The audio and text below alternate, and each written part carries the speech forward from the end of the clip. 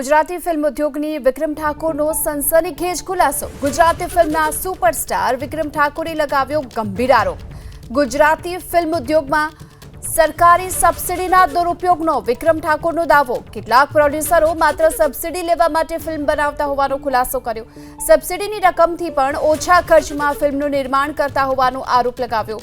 નિમ્ન ગુણવત્તાવાળી ફિલ્મો બનાવવાની સબસિડીવાળી ફિલ્મો બનતી હોવાનો આરોપ અને સબસિડી પર સેટિંગ ચાલતું હોવાનો પણ વિક્રમ ઠાકોરે આરોપ લગાવ્યો। સબસિડીના દુરુપયોગ, કાસ્ટિંગ કાઉચ સહિતના મુદ્દે પણ મોટા ખુલાસા કર્યા। એવા પણ પ્રોડ્યુસર હોય છે કે જે ખાલી સબસિડી માટે પિક્ચર બનાવતા હોય છે। સબસિડીમાં અત્યારે ઘણા બધા પ્રોડ્યુસર એવા, મારી કઈ પિક્ચરનું શૂટિંગ ચાલતું, પ્રેમ ઘોરી તારું કેમ કરી ભૂલાય, હા, એ પિક્ચરનું શૂટિંગ ચાલતું હતું અહીંયા લકી સ્ટુડિયો હાલોલમાં।